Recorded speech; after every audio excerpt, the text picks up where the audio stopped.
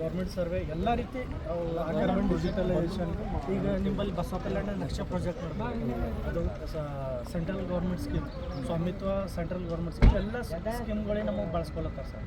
But ಸಮರ್ಪಕವಾಗಿ ನಮ್ಗೆ ಖಾಲಿ 8ರಿಂದ 15,000 ಮಾತ್ರ ಸಂಬಳ ಕೊಡ್ಲತ್ತಾರೆ. ನಮ್ಮದು ಹೆಂಡ್ರು ಮಕ್ಕಳಾರ ಅದ್ರ ಕಡೆ ತಾವು ನಮ್ಮ ಬಗ್ಗೆ ಏನಂತಂದ್ರೆ ವಿಧಾನಸೌಧದಲ್ಲಿ ಚರ್ಚೆ ಆಯ್ತು ರೀ. ಈ ಹಿಂದೆ ಏನದ ಸರ್ ಅಂತಂದ್ರೆ ನಮ್ಮ ಬಗ್ಗೆ ವಿರೋಧ ಪಕ್ಷದ ನಾಯಕರಿದ್ದಾಗ ಸಿದ್ದರಾಮಯ್ಯನವ್ರು ಏನದಂತಂದ್ರೆ ನಮ್ಮ ಧರಣಿ ಸ್ಥಳಕ್ಕೆ ಬಂದು ಬೆಂಬಲ ಸೂಚಿಸಿದರು. ಇದು ವಿರೋಧ 2010 ಸರ್.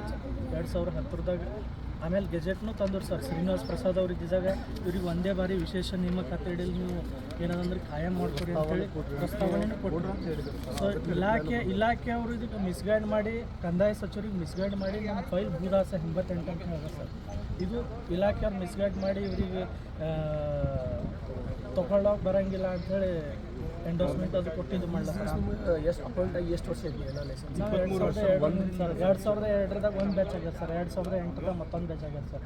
2003ದಾಗ 3ನೇ ಬ್ಯಾಚ್ ಆಗ್ಯದ ಸರ್. ಆಮೇಲೆ 19ದಾಗ ಒಂದು ಬ್ಯಾಚ್ ಆಯ್ತು. 24ಗೆ ಹಿಂಗೆ ತೊಗೊಳತ್ತಾರೆ ಸರ್. ಇದ್ರಾಗೆಲ್ಲ ಸಿವಿಲ್ ಇಂಜಿನಿಯರ್, ಸಿವಿಲ್ ಡಿಪ್ಲೊಮಾ, ಮ್ಯಾಥಮೆಟಿಕ್ಸ್ನಾಗ 60% ತೊಗೊಂಡಿದ್ದಾರಂತೂ ವೆಲ್ ಟ್ಯಾಲೆಂಟೆಡ್ ಹುಡುಗರು ಸರ್. ಎಲ್ಲ ಅವ್ರು ಭಾಳ ಸರ್ವಿಸ್ ಇದ್ರಾಗೆಲ್ಲ ಸೀನಿಯರ್ಸ್ ಎಲ್ಲ ಇದ್ದಿದ್ರು. ಸೌತ್ ಸೈಡಿಂದವ್ರು ಇದ್ರು. ಅವರು ಸ್ವಲ್ಪ ಜನ ಟ್ರಾನ್ಸ್ಫರ್ ಮಾಡ್ಕೊಂಡು ಹೋಗಿದ್ದಾರೆ. ಬಟ್ ನಾವು ಕೆಲವು ಜನ 2008ದಾಗ ಜಾಯ್ನ್ ಆಗಿದ್ದೀವಿ. 8ರಿಂದ 10,000 ಅಷ್ಟೇ ಸಂಬಳ ಹೊಂಟದ ಸರ್. ಏನು ಹಾಗಾಗಿ